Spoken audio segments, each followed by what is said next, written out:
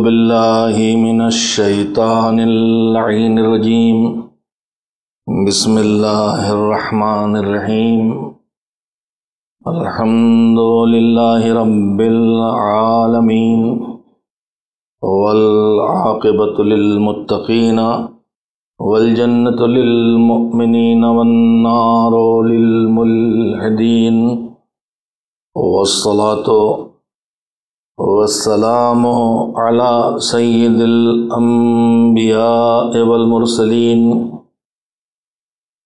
سیدنا و نبینا و شفیعنا ابی القاسم محمد اللہم صلی علی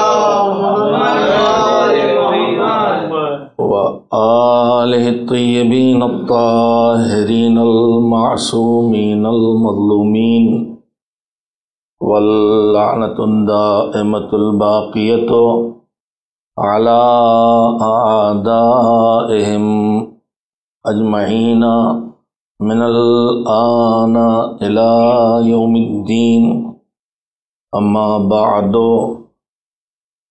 فقد قال اللہ سبحانہ وتعالی فی کتابہ المبین وہو اصدق الصادقین وقولہ الحق بسم اللہ الرحمن الرحیم وَلْتَكُن مِّنكُمْ أُمَّةٌ يَدْعُونَ إِلَى الْخَيْرِ وَيَأْمُرُونَ بِالْمَعْرُوفِ وَيَنْهَوْنَ عَنِ الْمُنكَرِ أُولَئِكَ هُمُ الْمُفْلِحُونَ۔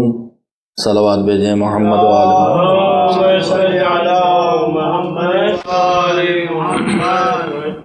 1443 ہجری یعنی پیغمبر گرامی حضرت محمد مصطفیٰ صلی اللہ علیہ وآلہ وسلم نے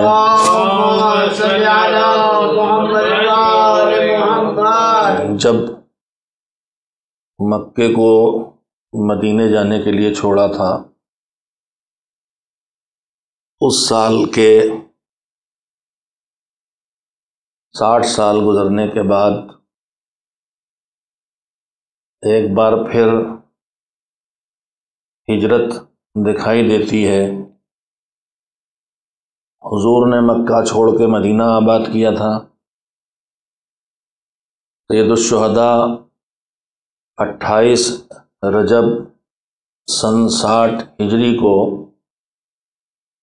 مجبور ہوئے کہ مدینہ چھوڑیں اور مکہ معظمہ میں جو شہر امن ہے، جہاں اللہ کا گھر ہے، جہاں مسجد الحرام ہے، جو پورا علاقہ حرم کہلاتا ہے، جہاں کا احترام یہ ہے کہ صرف مسجد نہیں، صرف مکہ نہیں، بہت بڑا علاقہ ہزاروں کلومیٹر پر مشتمل، وہ زمین اتنی محترم اللہ نے قرار دی ہے کہ اس زمین پر کسی انسان کو مارنا تو بہت دور کی بات ہے، وہاں کے احکام بالخصوص حج کے دور میں اور ایسے بھی عموماً اس طرح کے ہیں کہ وہاں گھاس کو بھی اکھاڑا نہیں جا سکتا، کیڑوں کو بھی مارا نہیں جا سکتا، اور دن بھی وہ دن کہ جو ماہ حرام کہلاتے ہیں ان میں ہیں، اور وہ دن جب حج کرنے کے لیے پوری دنیا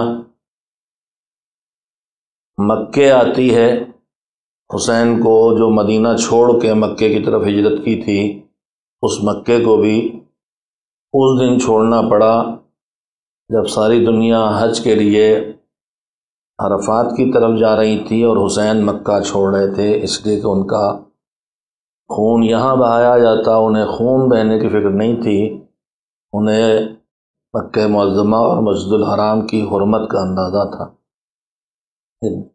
اور اس کی حفاظت کا احساس تھا۔ 2 ہجرتیں ہیں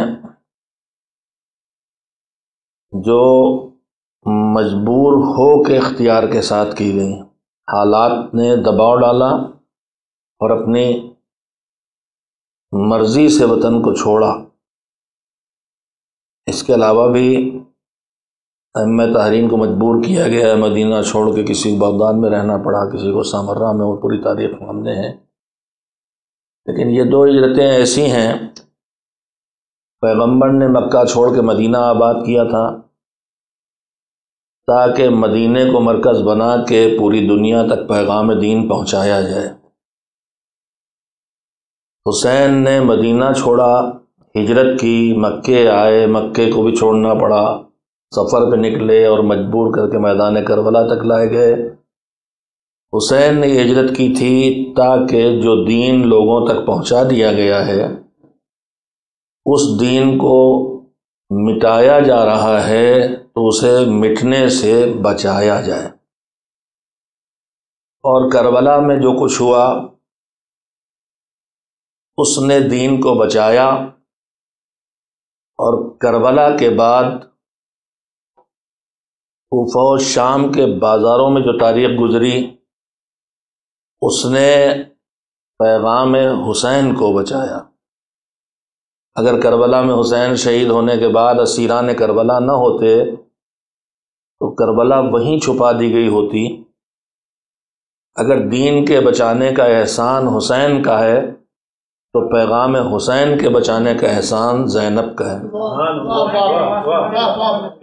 اسی لیے ایام عزا آتے ہیں تو ہم شہیدان کربلا کو بھی یاد کرتے ہیں اور اسیران کربلا کو بھی یاد کرتے ہیں۔ 1443 ہجری کا محرم آج کی شب میں چاند نکلنے کے بعد شروع ہو چکا ہے۔ ابھی میں نے اس مجلس میں جو خواجہ شیعہ جامع مسجد، شیعہ اثنا عشری جامع مسجد اور امام باڑہ ٹرسٹ اور حبیب ٹرسٹ کے باہمی تعاون سے 8 بجے ہوئی، اس میں نے عرض کیا تھا کہ حسین نے صرف دین اور اسلام نہیں بچایا ہے، حسین کھڑے ہوئے اور انہوں نے انسانیت بچائی، بشریت بچائی۔ اور حقیقت یہ ہے کہ اسلام آیا ہی اس لیے ہے کہ انسان کو انسان بنائے اور انسان کو انسان بنا کے رکھے۔ تو میرے عزیزو، محرم آتا ہے تو ہمارے ذمے ہماری آنکھیں نمناک ہو جاتی ہیں، ہماری فطرت ہے، ہمارے گھروں میں فرش بچ جاتا ہے، یہ ہماری طینت ہے، ہم غمزدہ ہو جاتے ہیں، یہ اللہ کی طرف سے ملی ہوئی خصوصی نعمت ہے جو سب کو نصیب نہیں ہے۔ لیکن یہ محرم اور یہ عزاداری یہ صرف تسکین جذبات کے لیے نہیں ہے۔ یہ محرم آتا ہے تو کچھ خصوصی ذمہ داریاں ہمارے اوپر لے کے آتا ہے، اور ان کے ادا کرنے کا بہترین دور بھی یہی مہینے ہیں جو ایام عزا کہلاتے ہیں۔ اس لیے میں نے ایک عنوان پہلی مجلس پہلے عشرے کا رکھا ہے، لبیک یا حسین کے نام سے۔ لبیک یا حسین کا مطلب ہے کہ عصر غیبت میں ایک حسینی کی ذمہ داریاں کیا ہیں، ان کا احساس پیدا ہو اور انہیں انجام دیا جائے تاکہ کربلا کے برپا ہونے کا مقصد پورا ہو سکے، ظہور امام مہدی عجل اللہ تعالی فرجہ الشریف کے ذریعے۔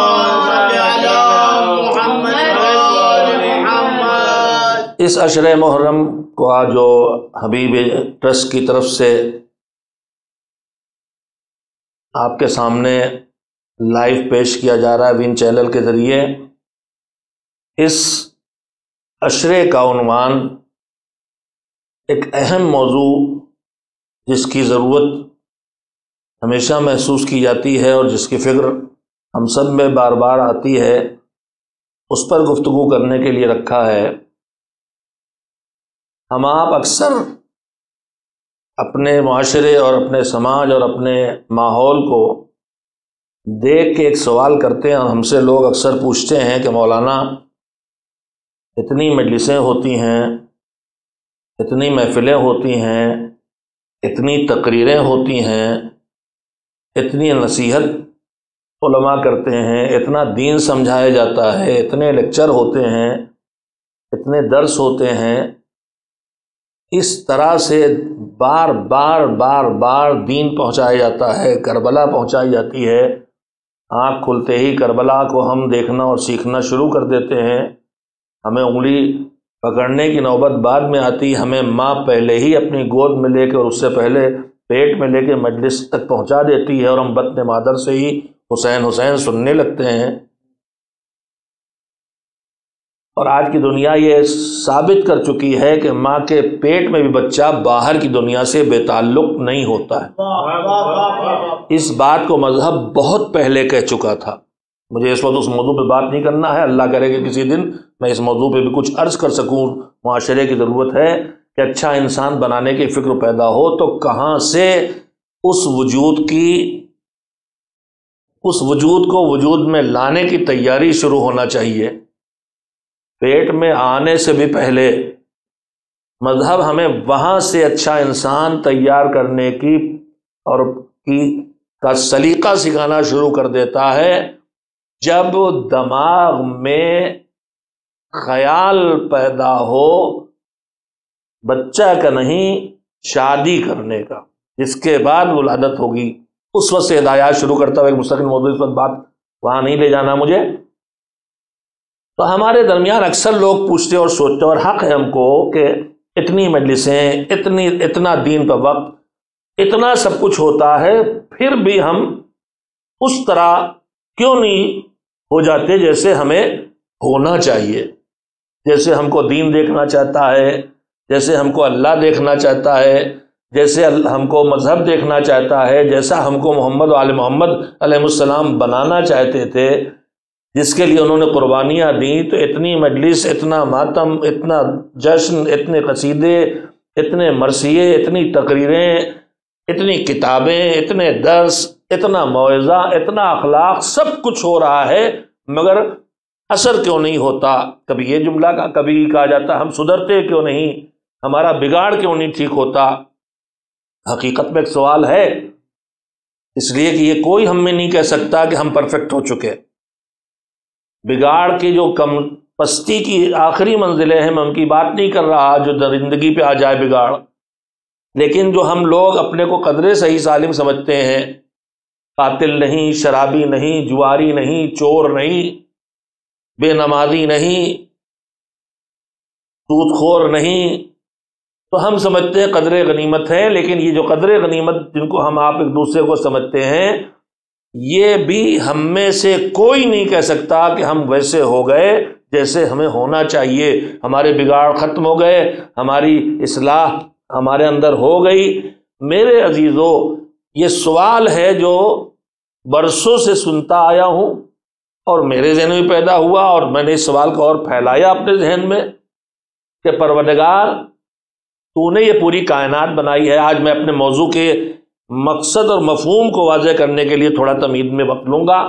پروردگار، تو نے کائنات بنائی ہے، اس کائنات کا پورا نظام بنایا ہے، اور اس میں بہت بڑے بڑے کام ہیں کہ جو انجام پا رہے ہیں۔ روز سورج نکلتا ہے اور ڈوبتا ہے، روشنی دیتا ہے، دھوپ دیتا ہے، چلا جاتا ہے، چاند آتا ہے، چلا جاتا ہے، ہوا چل رہی ہے، بارش ہو رہی ہے، کہاں بارش چاہیے، کہاں ہوا چاہیے، کہاں سورج کی تیزی چاہیے، کہاں ٹھنڈک چاہیے، کس ستارے کی رفتار کیسی ہو، زمین کتنا گھومے، کتنا فاصلہ سورج سے رکھے، ہم تو کچھ نہیں جانتے۔ کتنی آکسیجن اس کو چاہیے سانس میں، کتنی اس کو چاہیے، اسے زیادہ اسے کم، کس بچے کو ماں کے سینے سے کتنا دودھ چاہیے، کس خوراک میں کتنا چاہیے، اس خوراک میں کتنی وٹامن چاہیے، اور کتنی کیا چاہیے۔ مالک، اتنے پیچیدہ کام تو کر رہا ہے، مگر مجھے تو یہی پتا ہے کہ یہ سارے کام تیرے فرشتے کر رہے ہیں۔ ایک ایک فرشتہ ایک ایک کام پہ لگ گیا، اور وہ تیرا نظام پورا کا پورا چل رہا ہے۔ تو نے یہاں ہوا چلا رکھی ہے، فرشتے کے ذمے سورج نکال رکھا ہے، فرشتے کے ذمے پانی بہا رہا ہے، فرشتوں کے ذمے چاند نکال رہا ہے، فرشتوں کے ذمے تو نے علوم بھی بھر دیے ہیں۔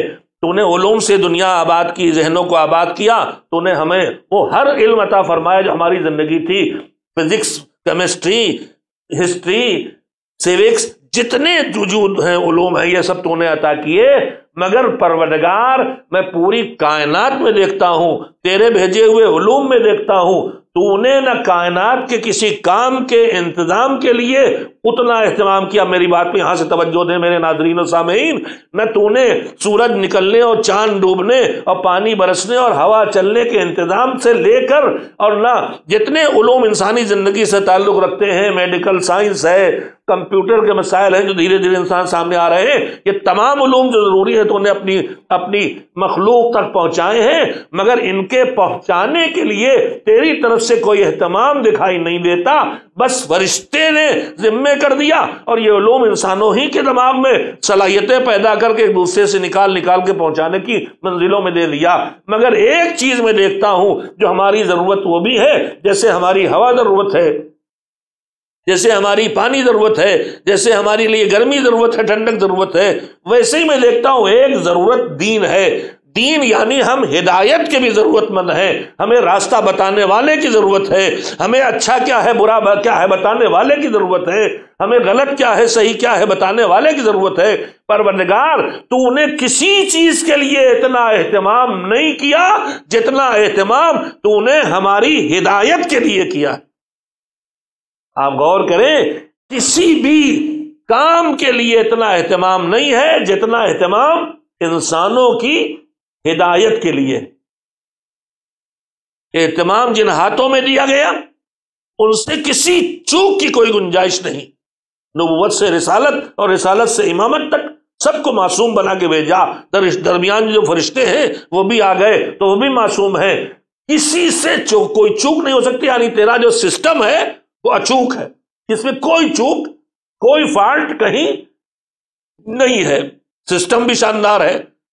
1,24,000 نبی بھیج دیے، رسول بھیج دیے، نہ جانے کتنے صحیفے بھیجے، کتابیں بھیجی، ایک ایک نبی اتنا قیمتی بھیجا کہ 70,000 بچے قتل ہوں تو ایک بچے، اتنی قیمتی جانے تو نے اس ہدایت کے نظام کے لیے کہ انسانوں تک ہدایت پہنچ جائے، انسانوں تک دین پہنچ جائے۔ یہ سارا انتظام تو نے کیا۔ میں نے آپ کا اتنا وقت لیا ہے اسی سوال کے لیے کہ جو ہم سے کہا جاتا ہے اتنی مجلسیں ہوتی ہیں، اتنے دین کی باتیں ہوتی ہیں، اتنے خطبے سنائے جاتے ہیں، اتنے علماء پڑھتے ہیں، اتنے واعظین سکھاتے ہیں، اتنی نظمیں کہی جاتی ہیں، اتنے شعر سدھارے کے لیے کیے جاتے ہیں، پھر بھی ہم سدھرتے کیوں نہیں؟ تو میں نے کہا میرے پاس اس سے بڑا سوال ہے، پروردگار تو نے قرآن بھیج دیا، انجیل زبور توریت بھیجی، قرآن بھیج دیا، کہا اب اس سے بعد کوئی کتاب نہیں آئے گی، دین کے پر شریعت بھیجی، شریعت پہ شریعت، شریعت پہ شریعت، غدیر میں تو نے دین بھی مکمل کر دیا ولایت بھیجنے کے بعد کہ اب وہاں سے کچھ آنا نہیں رہ گیا۔ اور پھر ایسے بھیج دیے، آدم کے بعد نوح آ گئے، نوح سے اونچے ابراہیم آ گئے، ابراہیم سے اونچے پیغمبر خدا حضرت محمد مصطفیٰ صلی اللہ علیہ وسلم آ گئے، کتاب کے بعد کتاب، صحیفے کے بعد صحیفہ، ہادی کے بعد ہادی، نبی کے بعد نبی، امام کے بعد امام، کتاب معصوم کے بعد معصوم، اور اس کے بعد وہی بھی نازل کر رہا ہماری ہدایت کے لیے، الہام بھی کر رہا ہے ہماری ہدایت کے لیے، اچھے کام کرنے پر اچھے راستے دیکھنے کی صلاحیتیں ہمارے اندر پیدا کر رہا۔ منہاج کے ذریعے میں جو ایک جملہ کہہ رہا ہوں انشاءاللہ ان سب کی صراحت تشریح کروں گا، اور جو میں جملے کہہ رہا ہوں کہ اللہ نے یہ کیا اس کے ثبوت میں آیات اور روایات پیش کروں گا کہ اگر وہ بند دروازے کھولنے کی صلاحیت تو نے ہمیں دے دی تقوی کے ذریعے، تو نے ہمیں منہاج جب راستے نہ دکھائی دے تو راستہ دکھائی دینے اور حق و باطل پہچاننے کی صلاحیت دے دی، اتنا کچھ تو نے ہماری ہدایت کے لیے انتظام کر دیا، پھر بھی ہماری گمراہی کیوں نہیں جاتی؟ کتنے ہیں جو عقیدے تک نہیں پہنچے، کتنے ہیں جو ضمیر فروشی کر رہے ہیں، کتنے ہیں، پھر ہم میں یہ دین فروشی کیوں دکھائی دے رہی ہے؟ پھر ہم میں خیانت کیوں ہے؟ پھر ہمارے اندر بدعقیدگی کیوں دکھائی دے رہی ہے؟ کیوں ہمارے اندر ظلم دکھائی دے رہا ہے؟ کیوں ہم لالچ کے شکار ہو جاتے ہیں؟ سب چیزیں تو نے پہنچائی، لالچ بری ہے، دنیا کی محبت بری ہے، مگر ہم سمیٹ کے جملے میں کہوں کہ ہمارا سوال یہ ہے کہ ہم سدھرتے کیوں نہیں؟ تو دو ہی صورتیں ہو سکتی ہیں، یا تو اس کے بنائے نظام میں گڑبڑی ہے یا اس نظام میں گڑبڑی نہیں ہے، اس نظام کو جن کے لیے بنایا گیا ہے ان کی کوتاہی ہے۔ تو یہ طے ہو اگر نظام کی گڑبڑی ہے تو وہ ٹھیک ہو، اور اگر ان کی گڑبڑی نہیں نظام کی تو ہم مسلمان ہونے کی حیثیت سے یہ تو کہہ ہی نہیں سکتے کہ جو نظام ہدایت بنا ہے اس میں کوئی گڑبڑی ہے، اور شیعہ اثنا عشری ہونے کی حیثیت سے تو اور نہیں کہہ سکتے۔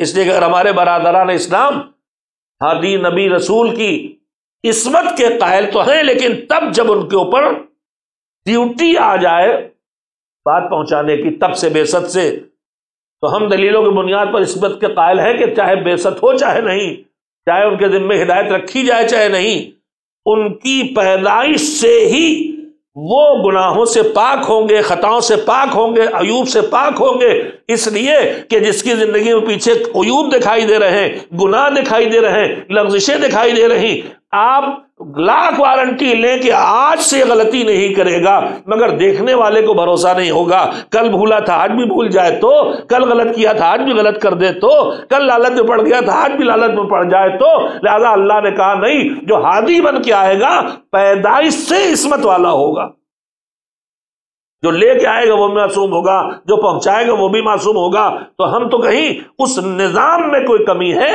یہ نہیں سوچ سکتے، تو پھر سوچنا کیا ہوگا کہ ہم اگر نہیں سدھر رہے ہیں جیسے سدھرنا چاہیے ویسے اور اتنا، تو اس کے پیچھے وجہ اس نظام کی کمی نہیں ہے، اس کے پیچھے وجہ ہماری کمیاں ہیں، اس نظام کو نافذ کرنے کی کمیاں، اس نظام کو اپنے اوپر لاگو کرنے کی کمیاں، اس نظام کو سمجھنے کی کمیاں، ہم کمی کر رہے ہیں، ہم سے کوتاہی ہو رہی ہے۔ میں انشاءاللہ آیات اور روایات اور معصومین کے ارشاد کے سہارے کوشش کروں گا ان چیزوں کو پیش کرنے کا کہ جو ہمارے معاشرے میں بگاڑ پیدا ہوتے ہیں، اس بگاڑ کے پیدا ہونے کے اسباب کیا ہیں اور ان کا علاج کیا ہے، یہ میری کوشش ہوگی۔ اللہ مدد کرے اور آپ حضرات کا تعاون حاصل رہے۔ اور یہ میں نے اس لیے عنوان رکھا ہے کہ ہم یہ عشرہ شروع کر رہے ہیں شب یکم محرم چاند رات سے، کس کی یاد بنانے کے لیے؟ حسین کی۔ حسین نے جب اپنا سفر شروع کیا تھا تو زبانی کہہ کے نہیں، تحریر میں لکھ کے گئے۔ مقصد سفر حسین خود بتا کے گئے۔ میں یہاں پہ ذرا سے آپ کو روکنا چاہتا ہوں کہ آج کربلا میں جو کچھ ہوا، شہادتیں، قربانیاں، اسیری، اس کربلا کا ہدف کیا تھا، مقصد کیا تھا، تمام عالم کے لوگ اور مفسرین اپنے اپنے اعتبار سے بتاتے ہیں۔ اس میں ان ناسمجھ لوگوں کی تعویل اور توجیہ سے لے کے سمجھداروں تک کی باتیں جو کہتے ہیں دو حکومت کی، دو شیخ خان قبیلوں کی جنگ تھی، وہاں سے شروع ہوتی ہے کہ حسین کیوں نکلے تھے؟ قبیلے سے، بنی ہاشم سے تھے، بنی امیہ کے مقابلے میں لڑائی تھی اس لیے نکلے تھے۔ یہ نظریات ہیں مختلف پیش کیے جاتے ہیں، لیکن ان نظریات میں جانے کی ضرورت نہیں ہے۔ میں جو گزارش اس وقت کرنا چاہتا ہوں زاداروں سے کہ مجھے یا آپ کو مقصد حسین طے کرنے کی ضرورت تو تب پڑتی جب حسین خود اپنے قیام کا مقصد بتا کے نہ گئے ہوتے، تب ہم بیٹھتے کہ یہ کیوں کیا حسین نے، یہ کیوں کیا حسین نے، یہ کیوں کیا حسین نے۔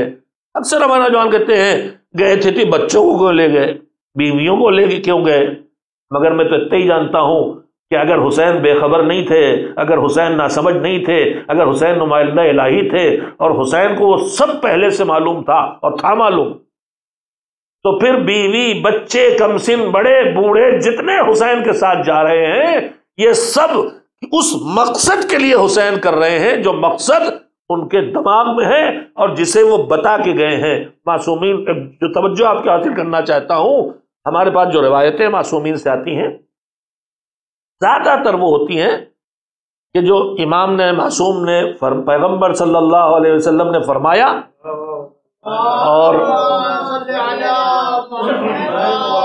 سننے والوں نے اسے یا تو دماغ میں محفوظ کر لیا اور یا قلم سے لکھ لیا، کبھی محفوظ کر کے بعد میں لکھ لیا، کبھی اسی وقت لکھ لیا۔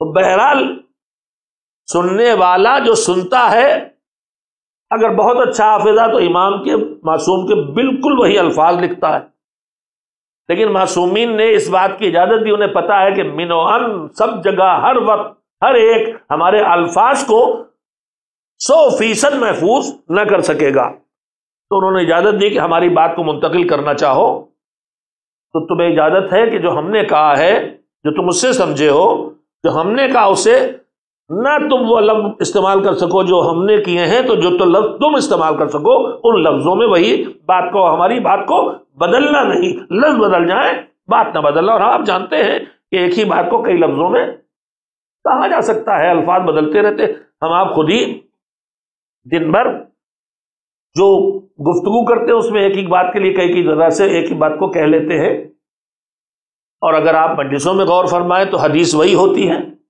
جب اردو میں ترجمہ اس کا کوئی ایک عالم کرتا ہے، کوئی دوسرا، کوئی تیسرا، تو لفظ بدلتے ہیں لیکن اس کا مفہوم نہیں بدلتا ہے۔ تو اس کی اجازت دی گئی، اس لیے کہ یہ دین آسانی کا دین ہے، دشواری کا نہیں۔ اگر ہوتا کہ ہمارے الفاظ ہی دہرانا ہے تو پھر یہ دائرہ بہت محدود ہو جاتا ہے، ایسے لوگ کتنے نکلتے جو اتنے دماغ کے حافظے کے مضبوط ہو کہ الفاظ کو بھی یاد رکھ سکیں۔ تو میں عرض یہ کرنا چاہتا ہوں کہ مقصد قیام حسینی امام نے اپنے سفر کے آغاز سے کربلا تک متعدد مقامات پر مختلف طریقوں سے پیش کیا ہے۔ ذاتی گفتگو میں جو جانے والے میں تھوڑی تاریخ کے ٹکڑے تھوڑے تھوڑے پیش کر رہا ہوں تاکہ میرے جوان تھوڑا تھوڑا کربلا کو بھی سمجھ سکے۔ نکلتے وقت جناب محمد نفیہ کی ایک رائے ہے، سب سے مشورہ ہے، سب مخلص ہیں، مشورے دے رہے ہیں، اور جس کو جو لگ رہا ہے وہ کہہ رہا ہے۔ جناب عبداللہ ابن عباس کچھ اور سب کہہ رہے ہیں، کوئی کہہ رہا دیکھیے جا رہے ہیں تو ادھر نہ جائیے گا، ادھر جائیے گا، کوئی کہہ رہا ہے نکل رہے ہیں تو آبادی میں نہ جائیے گا، وہاں ڈھونڈ لیا جائے گا، پہاڑوں میں چلے جائیے گا۔ جو مخلص ہے اور جتنا خیر خواہ ہے اپنی اعتبار سے رائے دے رہا ہے۔ البتہ ان میں کچھ رائے دینے والے بھی ہیں اور کچھ وہ ہیں جو رائے نہیں دے رہے ہیں، بس سر جھکائے کھڑے ہیں کہ میرا مولا جو کہے وہ مجھے کرنا ہے۔ وہ ہے ابو الفضل عباس جیسے، جنہوں نے کسی قدم پہ کوئی رائے نہیں دی۔ دیکھیے ایک وقت وہ ہے جب پیغمبر سے بھی کہا گیا ہے کہ مشورہ لیجئے تاکہ انوالو رہے اصحاب سے، جب مشورہ لے تو پھر مشورہ دو، جیسے جنگ خندق میں پیغمبر نے مشورہ دیا۔ لیکن اگر معصوم مشورہ نہ مانے اور کوئی مشورہ دے تو اس کا مطلب یہ ہے کہ اس کے اندر معصوم کے وہ معرفت موجود نہیں ہے جو ہونا چاہیے، جیسے ہمارے چھٹے امام حضرت جعفر صادق علیہ السلام کو حسن ابن سہل خراسانی نے مشورہ ہی تو دیا تھا کہ اس وقت یہاں پر بنی عباس اٹھے، بنی امیہ کمزور ہیں، آپ اپنا حق ہے، حکومت آپ لے لیجئے، آپ کے اٹھنے کا وقت ہے، تو مشورہ دے رہے تھے کہ آپ کے اٹھنے کا۔ ہم بھی ایسا بہت کرتے ہیں، ہم بھی بہت جلدی اللہ کو مشورہ دینے لگتے ہیں۔ اتنی دن بارش ہوگی اب تو روک دیتا، دعا کرنا، ڈیمانڈ کرنا اور ہے، لیکن ہم اللہ کو سجیشنز دینے لگتے ہیں کہ ان لفظوں میں ہماری سمجھ میں نہیں آ رہا ہے کہ یہ کیا ہو رہا ہے۔ ساری دنیا میں جتنے بدماش لوگ ہیں وہ آرام سے، اور جو اچھے لوگ ہیں وہی ستائے جا رہے ہیں، ہماری سمجھ میں نہیں آ رہا۔ اب اللہ کی بات پہ اعتراض ہو گیا تو ہم میں سے اکثر لوگ بہت جلدی روزانہ آ کے اپنے سے بہت زیادہ تجربے کار، بہت زیادہ اہل علم کو بھی مشورہ دیتی رہتی ہے ہماری قوم۔ ہم اپنے مراجع کو مشورہ دیتے رہتے ہیں جیسے کہ ہم ہی سب جانتے ہیں اور وہ کچھ نہیں جانتے۔ تو مشورہ وہاں ضرور دینا چاہیے جہاں مانگا گیا ہے، لیکن مشورہ وہاں نہیں دینا چاہیے جہاں مشورہ جس کو آپ دے رہے ہیں اس کا تجربہ، اس کا علم، اس کی ہر چیز آپ سے زیادہ ہو، اس کا دائرہ بڑا ہو، آپ کا دائرہ چھوٹا ہو، آپ اپنے چھوٹے دائرے میں مشورے دیا کرتے ہیں۔ البتہ یہ بحث بھی اس وقت چھیڑ دی میں نے، بات کرنے کی نہیں تھی، تھوڑا تفصیل میں ہونا چاہیے، لیکن میں کہنا یہ چاہتا ہوں کہ ہم لوگ دن بھر چوراہوں پہ کھڑے ہو کے مشورے دیا کرتے ہیں ہمارے علماء کو یہ کرنا چاہیے. کیا جتنا آپ سوچ رہے ہیں اتنا علماء نہیں؟ یہ جو آپ ہر کھڑے مفت مشورے دے رہے ہیں، اگر وہ سب علماء سو ہیں تو ان کی بات ہی نہ کیجیے. اگر آپ ہمارے علماء کہتے ہیں تو آپ کی مراد نقلی مولوی اور بے ایمان مولوی ہے ہی نہیں، ایماندار علماء ہیں. تو پھر کیا ایماندار علماء کو آپ اپنے سے بھی کم عقل سمجھتے ہیں، کم تجربہ سمجھتے ہیں، یا اللہ کے فرائض جو نافذ ہوئے ان کی طرف سے اپنے سے زیادہ آپ زیادہ متوجہ، وہ کم متوجہ کہ انہیں مشورہ دیتے ہیں؟ تو کچھ وہ ہیں جنہوں نے مدینے میں حسین کو مشورہ دیا، اور کچھ وہ تھے جو بغیر مشورہ دیے حسین کے اشاروں پہ چشم و ابرو پہ چلتے رہے. جنہوں نے مشورے دیے ان کے لیے حسین نے نہیں کہا کہ ایسے صحابی مجھے نہیں ملے. جو حسین کی آنکھ بند کر کے اطاعت کرتے رہے ان کے لیے کہا کہ ایسے صحابی ہمیں نہیں ملے. اگر ہم عصر غیبت میں منتظر زمانہ امام زمانہ ہے جو وقت کا حسین ہے، تو ہمیں صحابی ہونے کی حیثیت سے، اپنے امام کے امتی ہونے کی حیثیت سے وہ مزاج بنانا ہوگا جو حسین کے سامنے حسین کے چاہنے والے اور اصحاب کی دو قسمیں ہو گئی تھی، ایک مشورہ دینے والے، ایک آنکھیں بند کر کے اطاعت کرنے والے. ایک صلوات بھیجیں محمد و آل محمد علیہ وسلم. مقصد اپنا حسین نے جب نکلے ہیں بتایا، گفتگو میں بھی بتایا، تقریروں میں بتایا جنہیں خطبہ کہا جاتا ہے، خطوط لکھے ہیں ان تحریروں میں بھی ہے. تو اب ہم آپ سے عرض کر رہے تھے کہ جو بات زبانی، خطبے زبانی سنے گئے، ہو سکتا الفاظ بدل گئے ہوں، جملے زبانی ہیں، ہو سکتا کچھ الفاظ بدل گئے ہوں، لیکن جو سفر کے آغاز میں حسین جاتے وقت جناب محمد حنفیہ کے حوالے وصیت کر کے آئے ہیں، وہ زبانی بات نہیں ہے. حسین کے دماغ میں جو ہے وہ زبان حسین سے نہیں نکلا، قلم حسین سے نکلا ہے، اور وہ صفحہ کرتاس پہ ثبت ہو گیا ہے، لکھ گیا ہے. اب راوی سن کے بد سمجھنے میں غلطی کرے یا لکھنے میں غلطی کرے اس کا امکان نہیں ہے. حسین قلم سے اپنی تحریر لکھ کے چلے گئے ہیں، اس لیے کہ وہ مدینہ نہیں ہے کہ جہاں وقت کا رسول کاغذ مانگے تو اسے نہ ملے. وہ بدل گیا ہے مدینہ. حسین لکھ کے گئے، لہذا مقصد حسینی دیکھنا. میں سمجھ رہا ہوں کہ میری بات تھوڑی مفصل ہوتی چلی جا رہی، لیکن میں یہ کرنا چاہتا ہوں کہ اتنا اہتمام اللہ کی طرف سے ہدایت انسانی کے ہونے کے باوجود اتنی گمراہی کیوں ہے؟ اللہ کی طرف سے تو پورا اہتمام ہے، پھر ملحد بھی دین کے نہ ماننے والے پائے جا، اکثریت گمراہوں کی ہے. اور جو اصول اور عقائد میں سدھر بھی گئے تو ان کے اندر بھی، ان کے اعمال میں گمراہی، ان کے اخلاقیات میں خرابیاں، ہم سب جس کا شکار ہیں. تو یہ سوال یہی اٹھتا، لوگ یہ پوچھتے اتنی مجلسیں ہو رہی، اثر کیوں نہیں ہوتا؟ میں نے سوچا، میں نے کہا مجلس تو ہو رہی بعد میں، پہلے اتنا قرآن رکھا، اثر کیوں نہیں ہوتا؟ معصومین کے اتنی حدیثیں رکھی، اثر کیوں نہیں ہوتا؟ اتنے معصوموں کی زندگیاں گزر گئی سکھانے کے لیے، اثر کیوں نہیں ہوتا؟ تو پھر دیکھا جائے کہ آخر کوتاہی کہاں ہے اور کوشش کی جائے کہ اس کا علاج کیا جائے. تو بگاڑ کیوں ہے؟ اتنا اہتمام اللہ نے کیا پھر بھی ہمارے اندر بگاڑ کیوں ہے؟ میں اس کی اور وضاحت کرنا چاہتا ہوں کہ حسین جب نکلے تو حسین نے اپنے نکلنے کا مقصد کیا بتایا. جو وصیت نامہ لکھا اس میں لکھا بسم اللہ الرحمن الرحیم. کیا بتانا حسین کو کہ میں کیوں جا رہا ہوں. مگر بات شروع کہاں سے کرتے؟ توجہ دے، کئی پوائنٹس واقعا قابل غور اور دقیق نکتے ہیں. فرمایا حسین یہی تو بتا رہے کہ وصیت لکھ کے کہ میں جا رہا ہوں، تو کیوں جا رہا ہوں؟ سنتے رہتے ہیں مجلسوں میں، لیکن اگر آپ نے توجہ دی ہوگی تو آپ نے سنا ہوگا کہ میں جا رہا ہوں، حسین نے یہ بعد میں کہا ہے، اور میں کیا کرنے جا رہا ہوں یہ بعد میں بتایا ہے، اور میں کیا نہ کرنے جا رہا ہوں یہ پہلے بتایا ہے. جو وصیت نامہ ہے بسم اللہ الرحمن الرحیم، انی لم اخرج اشرا ولا بطرا ولا ظالما ولا مفسدا وانما خرجت لطلب الاصلاح فی امت جدی اريد ان اامر بالمعروف وانهى عن المنکر واسیر بسیرت جدی و ابی علی ابن ابی طالب علیہ السلام۔ پر جسے سنتے ہیں آپ جانتے ہیں کون سا وصیت نامہ میں پڑھ رہا ہوں، اور آپ کو اندازہ محسوس ہو گیا ہوگا کہ میں جو کہنے جا رہا ہوں آپ بچپن سے سنتے آ رہے ہیں کہ حسین نے اپنے سفر کا مقصد کیا بتایا۔ وہ سفر جو اکیلا حسین کا سفر نہیں، جس میں پورے بنی ہاشم ہیں اور احباب ہیں، بیوی بچے سب ہیں، اس سفر کا مقصد کیا بتایا؟ مقصد بعد میں بتایا حسین نے کہ کیوں جا رہے ہیں، یہ بتا دیا کہ کیا نہیں کریں گے، ہم کیا کریں گے وہ بتایا۔ توجہ دے، میں یہاں روکنا چاہتا ہوں اپنے سننے والوں کو، حسینیوں کو۔ عزاداری حسین کی یاد دلاتی، حسین کیا کریں گے یہ بتایا، مگر اس سے پہلے یہ بتایا کہ کیا نہیں کریں گے۔ ہم جا رہے ہیں تو کیوں، تو ابھی بتائیں گے، مگر یہ سمجھ لو ہم یہ نہیں کریں گے چاہے کچھ ہو جائے۔ انی لم اخرج اشرن ولا بطرا، اشر اور بطر یہ عربی کے دو بلیغ عربی کے لفظ ہیں، اور یہ ایک ہی صفت کے طرف اشارہ کرتے ہیں، لیکن ایک تھوڑا کم اور ایک اس میں اور زیادہ شدید۔ تو اس کی ایک مثال دے دوں، اس ڈھانچے سے نہیں الگ۔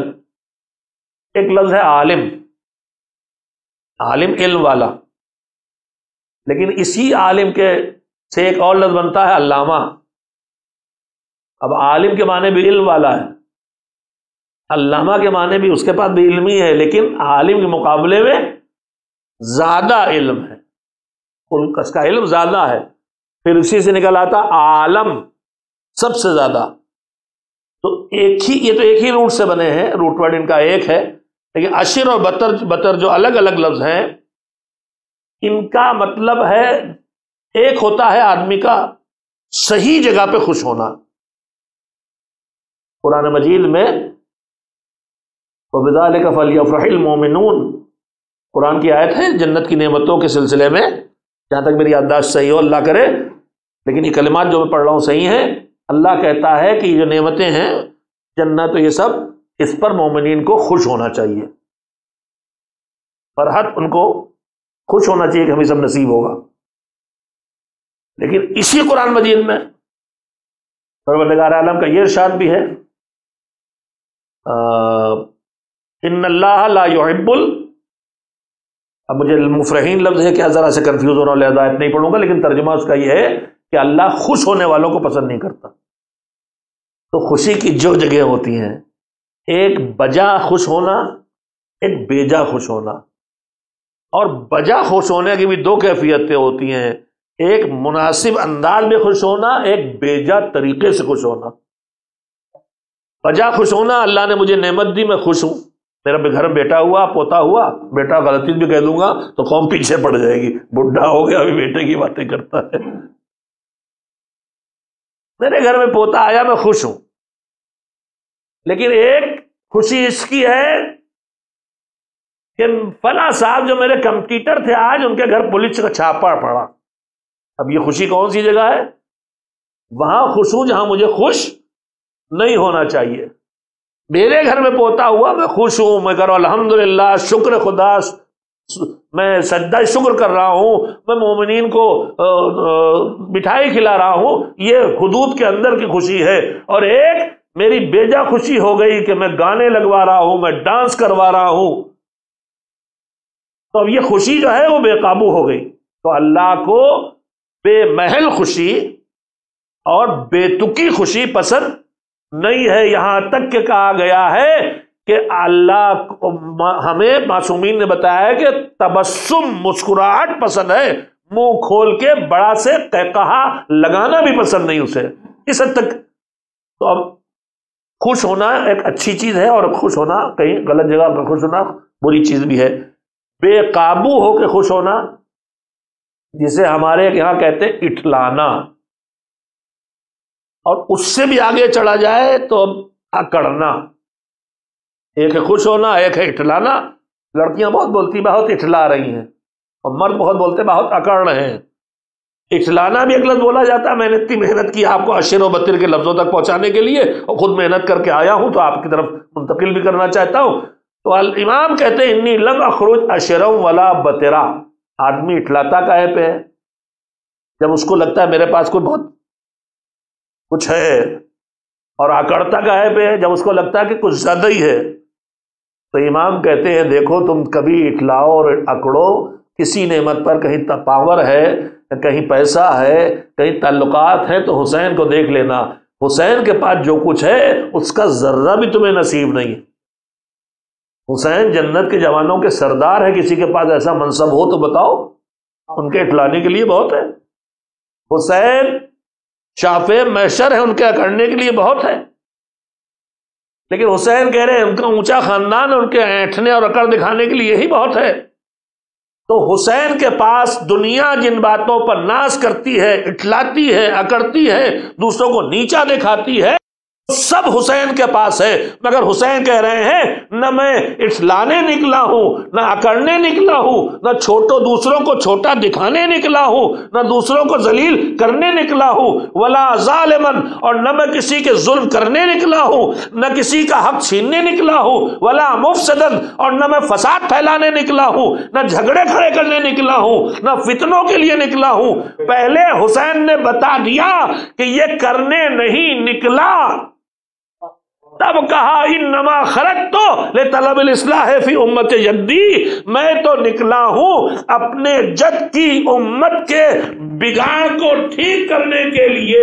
تو پھر اب میں کہوں گا ہاتھ جوڑ کے ہر حسینی سے، ہر ماتمدار سے، ہر عزادار سے، ہر مجلس برپا کرنے والے سے، ہر سبیل لگانے والے سے، ہر تبرک بانٹنے والے سے، کہیں کوئی نعمت آ جائے تو اس عزادار کمیونٹی کے آگے اکڑنا نہیں کہ ہماری سبیل اونچی، ہماری مجلس اونچی، اٹھلانا نہیں، کسی پہ ظلم نہ کرنا، کہیں فتنہ تمہاری زبان سے نہ نکلے۔ تم حسینی ہو تو پہلے ان گندگیوں سے پاک کرو، تب حسین کے نقش قدم پہ آؤ کہ جہاں بگاڑ ہوگا اسے ٹھیک کریں گے۔ میں شاید ابھی بھی اپنی بات نہیں کہہ سکا، چند افراد جو میرے سامنے تشریف فرما ان کے چہروں سے میں تاڑ لیتا ہوں کہ دیکھ کے ایک ہی چاول سے پتہ چل جاتا ہے نا۔ ایک صلوات بھیجے، پھر ایک کوشش کر لوں۔ میں تمہیدی گفتگو آج مجھے جو اشرا پڑھنا ہے اس پر جو میں نے محنت کی ہے، اللہ کی مدد توفیق حال رہے، اللہ کرے میں اپنے جس خلوص کے ساتھ میں نے کوشش کی ہے کہ اپنی قوم کے سامنے وہ باتیں عرض کر سکوں جو حسین کے مقصد کو یا ایام اعزاں میں پورا کریں۔ حضور کا مقصد کیا ہے؟ انما، ایک لفظ میں کہہ دیا، انما خرجت لطلب الاصلاح فی امت جدی، میں تو نکلا ہوں بھائی اس لیے کہ میں اپنے جد کی امت کے بگاڑ کو ٹھیک کروں گا۔ اب آپ بیٹھ کے دیکھیں ہمارا بگاڑ کہاں کہاں ہے، اور اس بگاڑ کو ہم عزاداری کے ذریعے سدھاریں۔ اللہ نے اس عزاداری کا اتنا اہتمام کیا، میں پڑھ چکا ہوں، پڑھتا رہتا ہوں، پڑھوں گا، کہ اہتمام الہی عزاداری۔ میں نے 2-3 سال پہلے اشرا ہی پڑھا تھا کہ افضل ترین عبادت کا نام عزاداری ہے۔ میں اس کو کچھ باتیں اس کے بعد اللہ نے عطا کی اس اشرے کے خاتمے کے بعد، اور شاعر شعر کہہ لے تو ہضم نہیں ہوتا، لہذا وہ باتیں بھی آپ کی خدمت منتقل ہوگی۔ لیکن اس وقت آپ کی اپنے موضوع کی طرف توجہ حاصل کرنا چاہتا ہوں کہ لبیک یا حسین کہنے والے حسینیوں، سمجھو اس لبیک حسین کا مطلب کیا ہے۔ جس نے بھی یہ نعرہ دیا ہے، اس کے جو بھی یہ نعرہ لگاتا ہے وہ کیا کہہ رہا ہے اسے سمجھے، اور وہی ہے کہ عصر غیبت میں ایک حسینی کی ذمہ داریاں کیا ہیں۔ تو میں نے سمیٹ کے اس وقت تک آپ کی خدمت میں بات کہی ہے کہ حسین کہہ رہے تھے بگاڑ ٹھیک کرنا۔ اب حسینی کی ڈیوٹی یہ ہے اس کی مجلس، اس کا ماتم، اس کی عزاداری، اس کا تبرک، اس کی سبیل جو بھی ہو، اس کا نتیجہ نکلے کسی بگاڑ کو ٹھیک کرنے کی صورت میں، کوئی اخلاق اچھا ہو جائے، کوئی عمل سدھر جائے، کوئی عقیدہ مضبوط ہو جائے۔ یہ 2 مہینے 2.5 مہینے گزرے تو ہم جیسے کار واش میں گاڑی جاتی ہے گندی سندھی اور اس سے نکلتی ہے صاف ستھری، اب اس سے اونچا کون موسم آئے گا کہ جب 2.5 مہینے مسلسل آنکھوں سے گناہوں کا دھونے والا اللہ کی طرف سے بھیجا ہوا پانی ہمارے دلوں کو صاف کر دے، ہمارے دماغوں کو صاف کر دے، ہمارے کردار کو صاف کر دے۔ میں ذرا سے اور وضاحت کر دوں کہ پہلے کہا یہ نہیں کروں گا، پھر یہ کہا کہ کروں گا۔ ہم آپ توحید کے قائل ہیں نا، اللہ ایک ہے۔ جب توحید کی گواہی دینے کی بات آتی ہے تو کیا ہوتا ہے؟ ہم کہتے ہیں اللہ ایک ہے، کلمہ جو پڑھتے ہیں آپ سبھی اس کا ترجمہ جانتے ہیں، ہم کلمے میں کہتے ہیں اللہ ایک ہے، نہیں کہتے۔ پھر کیا کہتے ہیں؟ پہلے کہتے نہیں ہے کوئی، پھر کہتے ہیں ایک ہے، تو سیدھے ایک ہے نہیں کہتے، اس لیے اگر ہم کہیں کہ اللہ ایک ہے تو دوسرا بھی ہو سکتا ہے، لیکن جب ہم کہتے ہیں نہیں ہے کوئی، بس ایک اللہ ہے، تو اب دوسرا نہیں ہو سکتا۔ یہی لہجہ پروردگار عالم نے آیت تطہیر میں بھی اپنایا تھا۔ آیت تطہیر میں اللہ کو کمال دینا تھے، لیکن کمال دینے کا اعلان بعد میں کیا، پہلے یہ بتایا کہ ان میں کوئی کمی نہیں ہے۔ انما یرید اللہ لیذھب عنکم الرجس، تم سے ہر برائی کو دور رکھا ہے اور تمہیں باکمال بنایا ہے۔ تو جو لہجے تو کلمہ توحید ہے وہی لہجے عصمت، اعلان عصمت اہل بیت ہے۔ وہی لہجہ حسین نے اپنایا کہ میں نکلا ہوں بگاڑ ٹھیک کرنے، لیکن بگاڑ ٹھیک کرنے سے پہلے تمہیں بتا دوں کہ اکڑنے کے لیے نہیں، اٹھلانے کے لیے نہیں، غرور کے لیے نہیں، تکبر کے لیے نہیں، فساد کے لیے نہیں، ظلم و ستم کے لیے نہیں۔ تم عزادارو اٹھو، جب عزاداری کرنے چلو تو یہ یاد رہے کہ عزاداری کیوں کریں گے؟ اصلاح کے لیے۔ ماتم کیوں کریں گے؟ بگاڑ ٹھیک کرنے کے لیے۔ مجلس کیوں کریں گے؟ بگاڑ ٹھیک کرنے کے لیے۔ مگر یہ بعد میں سوچنا، پہلے یہ سوچ لینا کہ ہم اٹھے ہیں تو ہمارے کسی کام میں کسی پر ظلم نہ ہونے پائے، ہماری باتوں سے کہیں کوئی فتنہ کھڑا نہ ہونے پائے، ہماری وجہ سے کہیں جھگڑے کھڑے نہ ہونے پائے، نہ شیعہ سے لڑے، نہ شیعہ سنی سے لڑے، نہ ہندو مسلمان سے لڑے، نہ سکھ عیسائی سے لڑے، ہماری کسی بات سے نہ ملک میں دنیا میں نہ فساد کھڑا ہو، نہ ظلم آئے، اور نہ ہم معاشرے کو بگاڑیں ظلم کر کے اور فساد کر کے، اور نہ اکڑ کے، اینچ کے، اٹھلا کے عام لوگوں کو ڈیمیج کرے۔ یعنی حسین کہہ رہے تھے، توجہ دے، یہی ہوتا ہے حدیثوں کو سمجھنا۔ حسین کہہ رہے تھے آدمی غلطی کرتا ہے تو دو طرح کی، کبھی اس کی غلطی سے ایک انسان ڈیمیج ہوتا ہے اور کبھی ایک سوسائٹی ڈیمیج ہوتی ہے۔ حسین نے دونوں طرح کی غلطیوں کو بتا دیا، اکڑو گے، اٹھلاؤ گے تو کسی نہ کسی انسان کو ڈیمیج کرو گے، اور ظلم کرو گے، فساد کرو گے تو پورے معاشرے کو ڈیمیج کرو گے۔ حسینی ہو تو تمہاری آواز سے، تمہاری باتوں سے، تمہارے کاموں سے، تمہارے قدم سے نہ کسی انسان کو ڈیمیج ہونا چاہیے، نہ سوسائٹی کو ڈیمیج ہونا چاہیے۔ ایک بار صلوات ہی بھیج دیا۔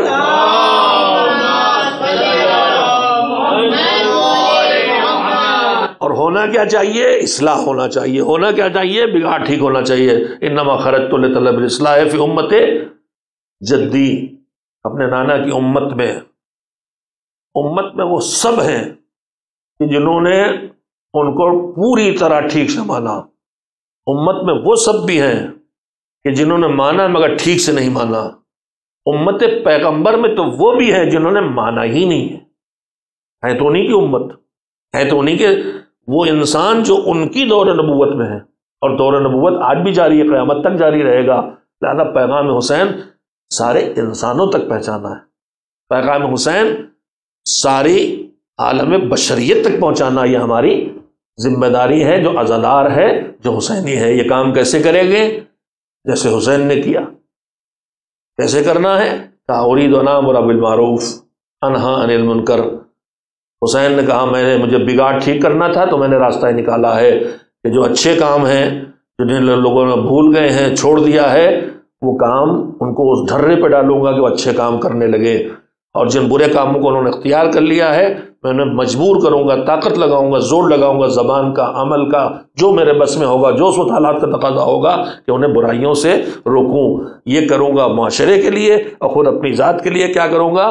اپنے ذات کے لیے کروں گا کہ جو میرے نانا اور میرے بابا کی سیرت تھی اسے میں اپناؤں گا۔ تو عزادار کی دو ڈیوٹیاں ہو گئیں۔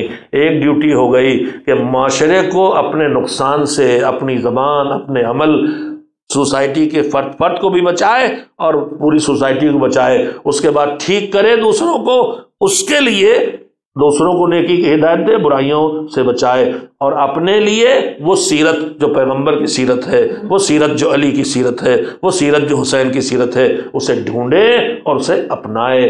یہ ہے حسینی کی ذمہ داری جو عصر غیبت میں ہر حسینی کے ذمے آئی ہے، جو اپنے کو حسینی کہتا ہے۔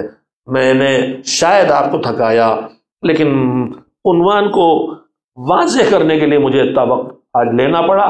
کل سے میں انشاءاللہ آپ حضرات کی خدمت میں کربلا کے تذکروں کے سہارے، امام کے ارشادات کے سہارے، معصومین کی ہدایات کے سہارے وہ اسباب ڈھونڈ کے پیش کروں اور ان کے حل پیش کروں جس کی وجہ سے ہم اتنا انتظام ہماری ہدایت کے لیے ہوا، اتنی بڑی قربانیاں دی گئی، مگر ہم میں پھر بھی بگاڑ کیوں نہیں جاتا؟ ہم اتنے کیوں نہیں سدھر جاتے کہ زمانے کے امام کی خدمت میں دانے کے لائق ہو جائے؟ اس کا مطلب ابھی بگاڑ ہے، ابھی ہم اس لائق نہیں ہوئے ہیں، ابھی ٹریننگ چلتی رہنا چاہیے، ابھی اور پختہ کیا جانا ضروری ہے، ابھی اور کمیاں ٹھیک ہونا ضروری ہے تاکہ امام کا ظہور ہو سکے۔ اور کربلا کا جو ہدف ہے زمین کو ظلم سے پاک کرنا اور ظالموں کو ظلم سے روک دینا اور مظلوموں کو ظلم سے بچا لینا، وہ پورا ہو جائے اور زمین پر ہر طرف عدالت اور انصاف قائم ہو جائے، جس کے لیے اتنی عظیم قربانیاں دی گئیں۔ ابھی میں نے آپ کے سامنے تذکرہ کیا، حسین اس عظیم مقصد کے لیے صرف اپنا وطن ہی نہیں چھوڑا، بلکہ حسین نے اس عظیم مقصد کے لیے ان سب کو ساتھ لیا جن کا کہیں کوئی کام پڑنے والا تھا۔ 28 رجب کی تاریخ تھی جب حسین کا قافلہ صبح نکلا ہے، دور نکلا ہے، حسین نکلے، اہتمام ہے پورا، پردے کا ایک تو محلہ ہی بنی ہاشم کا ہے، پھر پردے کا اہتمام ہے، ناقوں پر سواریاں بٹھائی جا رہی ہیں، اور حسب مرتبہ جب کوئی بیوی آتی ہے تو اس کے احترام کی حفاظت کے لیے اس سے متعلق کوئی نہ کوئی جوان بنی ہاشم کا آ جاتا ہے۔ ام فروا نکلی، قاسم نے بازو پکڑا، لیلا نے رباب نکلی، آ کے علی اکبر نے بازو پکڑا، ام لیلا آئی، علی اکبر نے بازو پکڑا،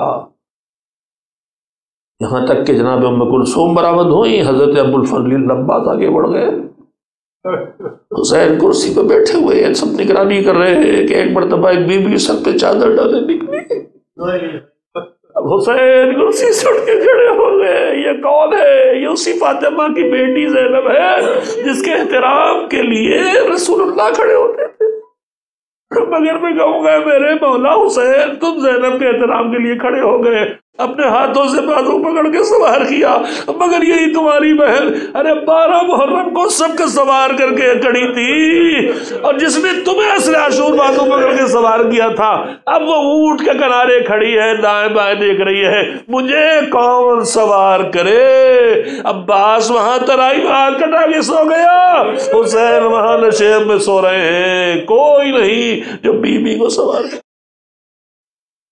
قافلہ چلا، تھوڑی دور گیا تھا، ایک مرتبہ قافلہ رک گیا، کیوں؟ کہا حسین کی بیٹی جو بیماری کی وجہ سے چھوڑی، اللہ کی مصلحتیں ہیں، کس کو کہاں بیمار رکھ کے کیا کرنا ہے، کیوں محمد حنفیہ بیمار ہے، کیوں عبداللہ ابن جعفر بیمار ہے، کیوں صغرا فاطمہ کبریٰ بیمار ہیں، کیوں سید سجاد بیمار ہے، سب حکمت الہی ہے، کون کہاں ہے، حسین نے کس کو کس کام سے کہاں روکا ہے۔ ہمیں بہت جلدی سے قطعی فیصلے لے کے کسی کو غلط قرار دینے کا جرات نہیں کرنا چاہیے۔ ہم ان حالات کو، ان مصلحتوں کو نہیں جانتے، اللہ نے کس مصلحت سے کس کی کیا صورت کی ہے اور امام نے کس کے ذمے کیا کیا ہے۔ بیٹی چھوڑ کے جا رہے، قافلہ روکا گیا، کہا کیا ہوا؟ تو کچھ نہیں، فاطمہ نے کہا ایک بار اور ملنا چاہتی ہے۔ قافلہ رک گیا، سب سے ملی، رباب تک آئی، بازو پکڑا، اماں خدا حافظ، جانے لگی تو کہا اماں ایک بار بھیا کو بھی کلیجے سے لگا لو، نہ جانے کیا ہو، میں بیمار ہوں۔ گود میں لیا، کلیجے سے لگایا، چند دن کے اصغر بہن کے سینے تک پہنچے، کان سینے تک آئے، دھڑکن سنی، تھوڑی دیر لپٹائے رہی بیوی۔ ایک مرتبہ حسین، رباب نے کہا اب لاؤ، حسین تیار ہے جانے کے لیے، قافلہ دیر ہو رہی ہے، اب نہ جانے دوں گی، یہ میرے پاس رہے گا، اسی کے حوالے کروں گی جس کے پاس اپنی خوشی سے آ جائے، بس رخصت کرنے کے لیے جلدی ہو رہی ہے، لہذا رباب نے ہاتھ پھیلا، آ میرے لال میرے پاس آ جا۔ مگر نہ جانے کون سی درد کی کیفیت دھڑکتے ہوئے دل میں بہن کے محسوس کی تھی۔ اکبر ماں کے گود میں نہیں گئے، پھوپھی نے چاہا، سب نے چاہا، کوئی کسی کی گود میں اصغر نہیں جاتے۔ دیر ہوئی، حسین نے پوچھا کیا؟ کہا اصغر آنے میں تیار نہیں۔ حسین آئے، سمجھ گئے مرحلہ کیا ہے، ہاتھ پھیلایا، مگر اصغر اب بھی بہن کے سینے سے لگے ہیں، نہ جانے کون سا درد ہے جسے محسوس کیا۔ حسین نے ایک مرتبہ کان میں جھک کے کوئی جملہ کہا، اور ابھی چند دنوں کا اصغر ہمک کے باپ کی گود میں آ گیا، وقت گزرا، حسین علوین کی صدا جب بلند کی، جھولے سے گرایا تو پتہ چلا، حسین نے کہا تو ٹھیک ہے اپنے بہن کے پاس رک جا، مگر جب مجھے ضرورت پڑے گی کہ میرا بچہ اپنی زبان بے زبانی سے میری سچائی دشمن تک پہنچائے تو کون مدد کرے گا؟ اکبر اصغر ہمک کے باپ کی گود میں آ گئے، حسین ایک ایک کو چن چن کے لے جا رہے ہیں، انہیں پتہ ہے ہر ایک کو ایک نہ ایک فریضہ ادا کرنا ہے، 6 مہینے کا اصغر گواہی دے گا تو 3 سال کی سکینہ راہ کوفہ و شام میں جو ظلم ہوں گے ان کی پورا وجود اس کا گواہ بن جائے گا کہ کون سا ظلم ہوا ہے اور کون سا ستم ہوا ہے۔ مدینہ اجڑ رہا ہے، حسین مدینہ چھوڑ رہے ہیں۔ وَسَيَعْلَمُ الَّذِينَ ظَلَمُوا أَيَّ مُنقَلَبٍ يَنقَلِبُونَ۔